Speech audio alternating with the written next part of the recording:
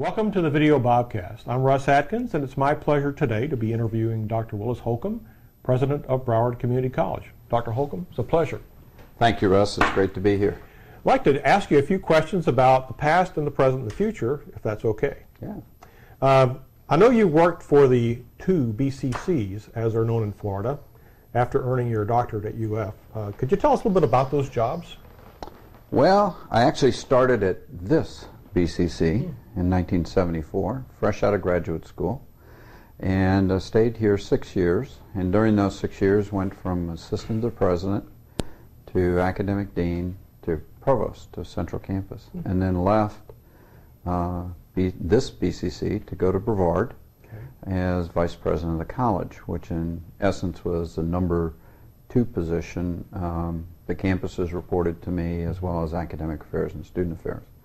It was really a great job and really an excellent institution, smaller than Broward, but growing and multi-campus, different environment.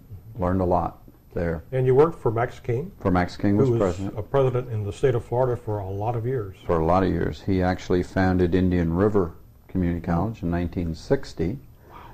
Went to Broward in 68 as president, and I worked for him from 81 to coming back here in 87 as president. And he was president through probably 1996 or so. Yeah, so, I mean, he was a long time president in Florida. Anyway, then I never thought the opportunity would ever come to come back to Broward. But 1986 it did, and I was so pleased to have the opportunity because I really, well, I liked Broward, we liked the community. Broward was where I really wanted to be. Was part of that because you like South Florida? Or you preferred South Florida as a place to live? No, actually preferred Broward as a place to live. We lived right on Cocoa Beach. I mean, it was great. But I tell you, there's a South Florida and Broward in particular is a more sophisticated environment, and I don't mean that in any demeaning way for the folks from Broward. But the conversation here is at a different level than it is in a more rural area. And it's very stimulating, it's challenging, and it's changing all the time. And so for me it was exciting. I think you've used the term dynamic tension to describe really the fun of working here, the challenge of working here.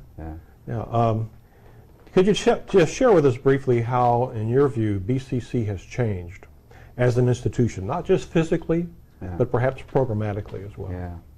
Well, first of all, you just can't get around the fact we're a lot bigger than we once were. When I came to be president in '87, the total budget of the college was $33 million. And we are now at 130 some million dollars, $131 million. So that's just one measure. But programmatically, we have branched out, which is what we needed to do in this community, and we need to do more, frankly.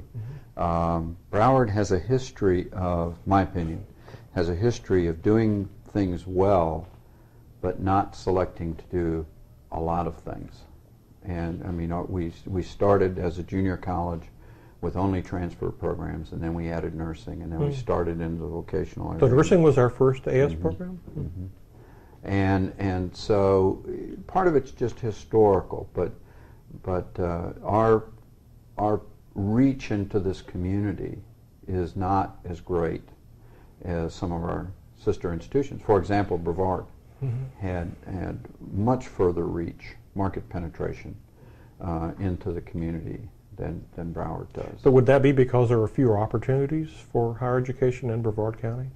Well, I don't know. I don't know that you'd explain it that way, because Palm Beach Community College has more market penetration than we do. Miami-Dade has more market penetration than we do. So I don't know that we can say it's anything except us about this. You know? Well, that's an introspective answer. Yeah, well, that's, I go where I go.